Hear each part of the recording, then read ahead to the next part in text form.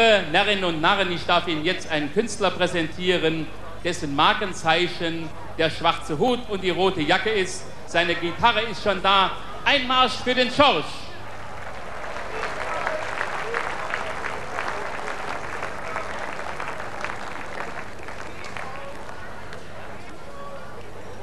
Hallo, sind wir gut drauf? Okay, willkommen hier in Saarbrücke. Welcome to Saarbridge City, ladies and gentlemen. Die Stadt, die New York immer ähnlicher wird. I'm walking zu Fuß. Bismarck Ridge, Mainzer Straß. Saarbrücke hat a Flair, a Atmosphäre wie Old New York. Zuerst mal gut guess, wie ihr, ne? Und geschafft haben wir schnell. Mit der Methode sind wir konkurrenzlos gut überall auf der Welt. Und deshalb bleiben wir bei all dem Flair immer hier. Saarbrücke ist so big, so cool wie Old New York.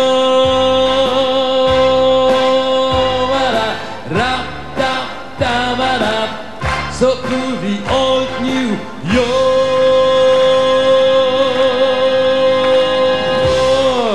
Yeah!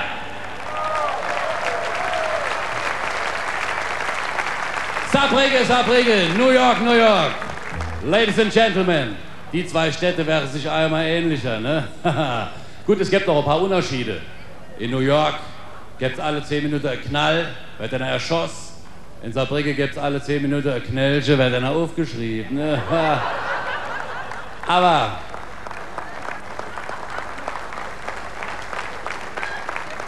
Aber die Ähnlichkeiten sind immer größer. Unser OB, der Hajo Hoffmann, der nennt sich jetzt nur noch Burger King of Saarbridge City. Der wäre international. Die Staatskanzlei nennt sich nur noch Fisherman's Friends. Klar, und selbst die Bärschleit schwätzen nicht mehr von Nachtschicht, die sagen nur noch One Night Stand und Kurzarbeit heißt Quickie. Ha! Also wirklich, wir wären international, das bringt's.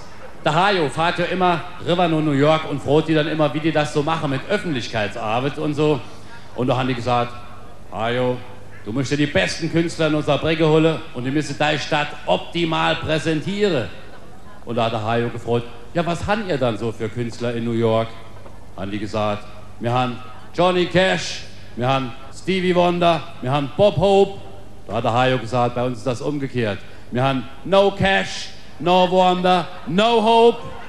Ja, aber, meine Damen und Herren,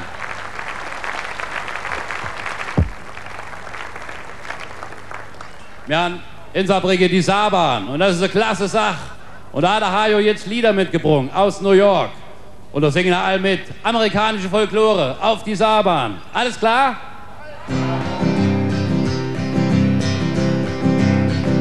Saarbahn, komm, take me home to the place, wo ich wohn. Westbank City, Malstadt Mama, take me home. Saarbahn, komm. Yeah, Saarbahn, der Stolz von Saarbrücke. Bei so viel internationalem Flair, das Saarbrücke jetzt hat, ist es nicht verwunderlich, dass so manche Pelzermänner im Saarland wird jetzt nur noch amerikanisch geschwätzt wäre. Sind ein paar Pelzer da? Wo? Wo bist denn du her? Aus der Pfalz? Ja, das kann jedem mal passieren, ne? Aber wir sind ja froh, dass die Pelzer überhaupt noch mal ins Saarland kommen, weil die Pelzer haben die ganze Zeit gemeint, im Saarland wäre Krieg. Jo, beim letzten Hochwasser haben die im Radio immer die Meldung gehört, Mettlach gefallen 80, Saarlouis gefallen 40, Saarbrücken gefallen 30. Ey, wir haben keinen Krieg, ihr Pelzer. Kommen noch mal ins Saarland, ne?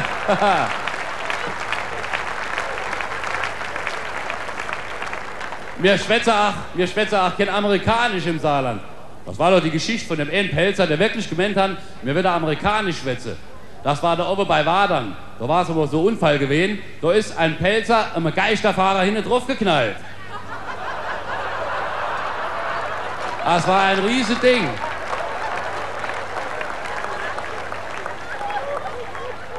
Die haben den dann mit Tatütatan und Wadern in die Klinik gebrungen.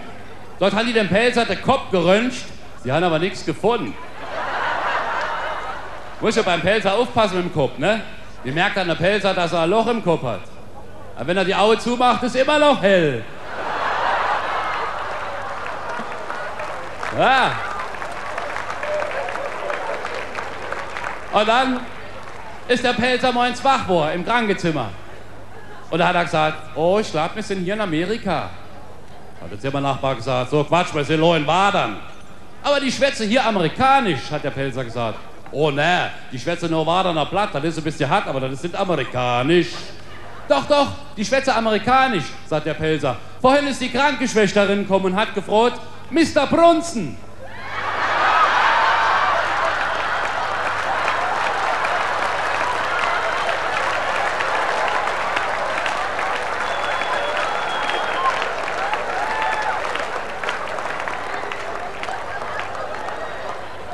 Ja, Pelzer, gell, wir schwätzen kein amerikanisch.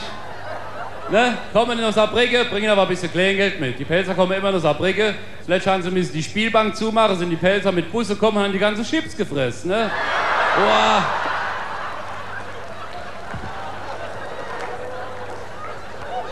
Und wenn die Pelzer danach kein Geld haben, dass ich sie in Saarbrücken auf der Kneipedächer hucke, weil der Wirt gesagt hat, die Rechnung geht aufs Haus.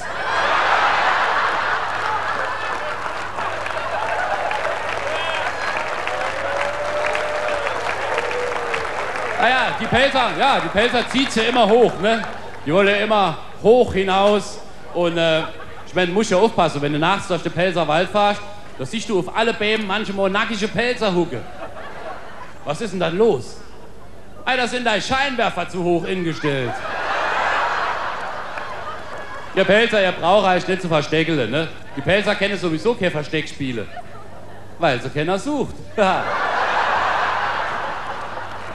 Zuletzt haben die im Pelzerwald ein Skelett in einem Holzhaufen gefunden. Das war Pelzer, der hat Versteck gespielt. Ja. Und nachts, wenn die Pelzer dann kein Geld mehr haben, für Hemsefahren, da hucken die sich in unserer schöne Saarbahn und fahren umsonst oder für 60 Mark, je nachdem. Und dann singen die immer noch ganz wüste Lieder auf unserer schöne Saarbahn. Das kennen ihr alle und dann machen alle mit. Komm doch, liebe Kleine, sag nicht nein, sei die meine. Lust dein Fahrschein heute ein. Ich lad dich ein zu ner Schwarzfahrt heute Nacht. Eng umschlungen vom Trittbrett stehen, der Schaffner hat nix gesehen. Komm, wir wollen zusammen die Saartal beschummeln gehen. Und jetzt alle! Auf der Saarbahn des Nachts um halb eins. Ob du ein Ticket hast oder ob keins.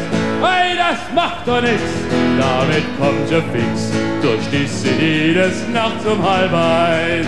Wer noch niemals in lauschiger Nacht eine romantische Schwarzfahrt gemacht, kennt Saarbrücken nicht, den von der schönsten Stadt. Mal Saarbrücken per Saarbahn heute Nacht. Woo! Ja!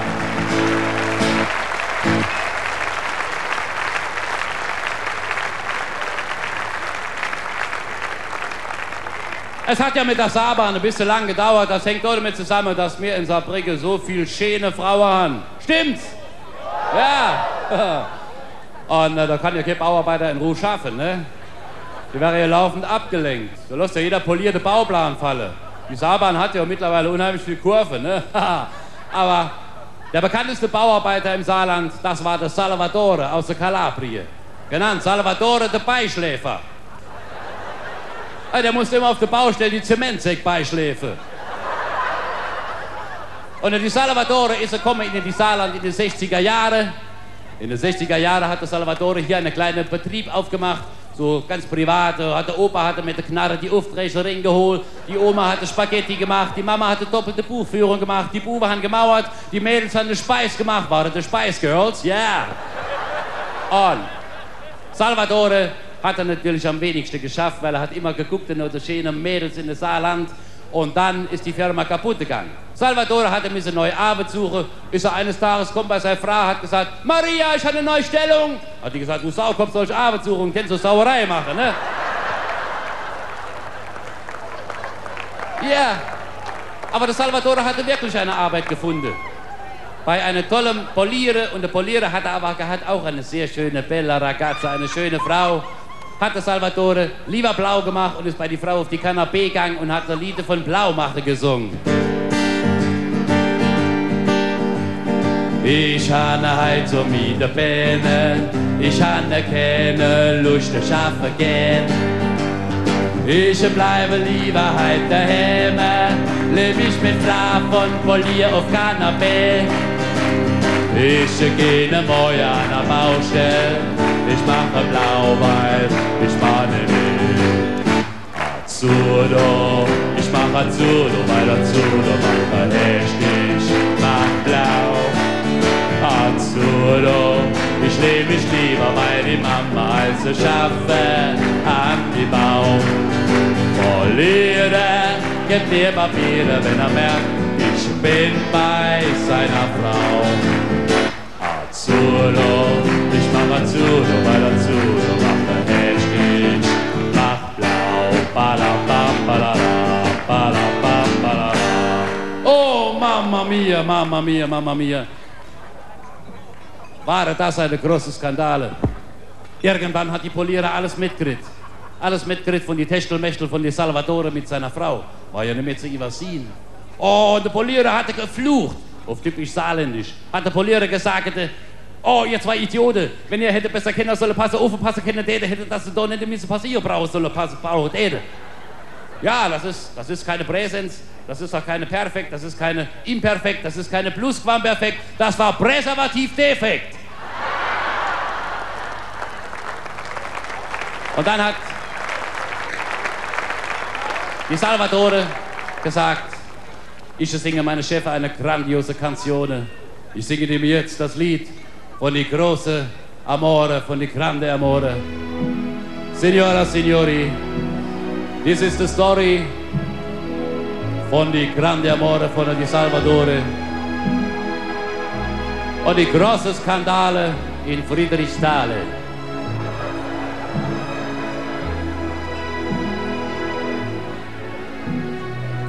Ich wohne schon so lang bei dir, Chef, in Haus in Friedrichsthal. Und Chef, dein Signora tut mir schon lang so gut gefallen. Prego, Signor, ich komm ein bisschen blöd mir vor. Du warst auf die Montage und ich hatte mal die Courage, ein bisschen deins zu vernaschen. Oh, scusi. Oh, Chef war zuerst nur Schmusi, aber dann Patrone deins war nicht ganz ohne. Deins geht so gut bei. Tutti frutti, Signore, Amore, mit der Mutti geht bei. Oh, Chef, mach nicht so Geschrei. Bella Ragazza war so allein.